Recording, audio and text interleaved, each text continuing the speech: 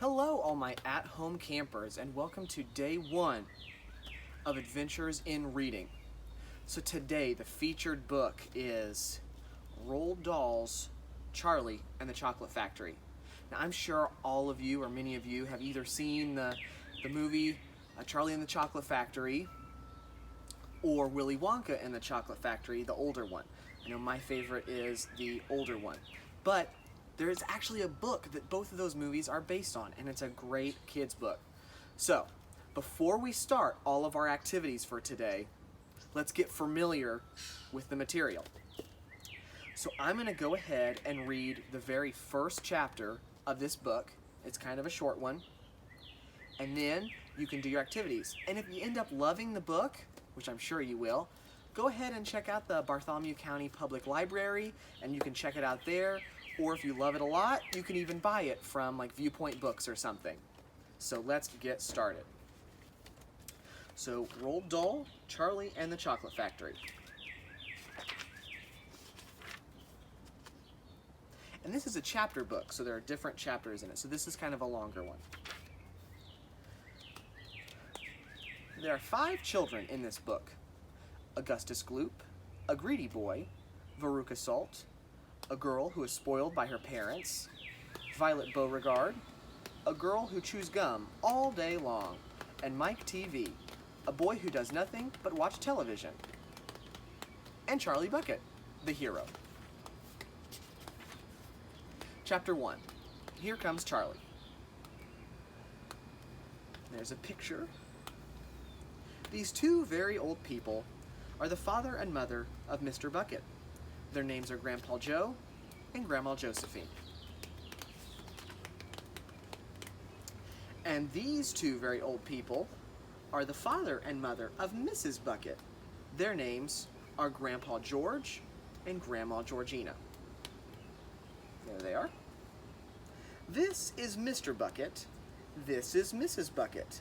Mr. and Mrs. Bucket have a small boy whose name is Charlie Bucket. This is Charlie Bucket. How do you do? And how do you do? And how do you do again? He is pleased to meet you. The whole of this family, the 6 grown-ups, count them, and little Charlie Bucket live together in a small wooden house on the edge of a great town. There's the house. The house wasn't nearly large enough for so many people, and life was extremely uncomfortable for them. There were only 2 rooms in the place altogether, and there was only 1 bed. The bed was given to the 4 old grandparents because they were so old and tired. They were so tired they never got out of it.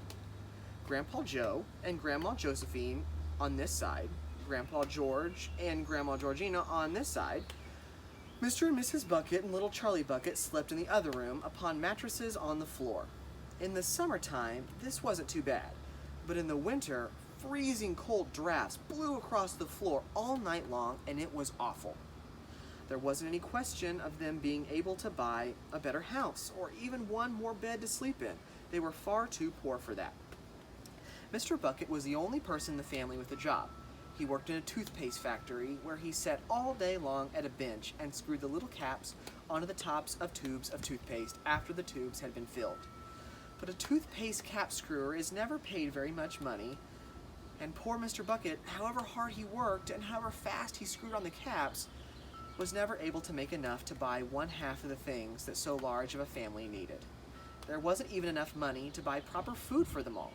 The only meals they could afford were bread and margarine for breakfast, boiled potatoes and cabbage for lunch, and cabbage soup for supper. Sundays were a bit better. They all looked forward to Sunday because then, although they had the exact same thing, everyone was allowed a second helping. The Buckets, of course, didn't starve, but every one of them, the 2 old grandparents, the 2 old grandmothers, Charlie's father, Charlie's mother, and especially little Charlie himself, went about from morning till night with a horrible empty feeling in their tummies.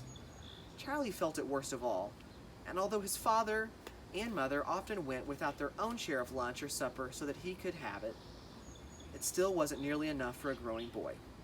he desperately wanted something more filling and satisfying than cabbage and cabbage soup. The only thing he longed for, more than anything else, was chocolate.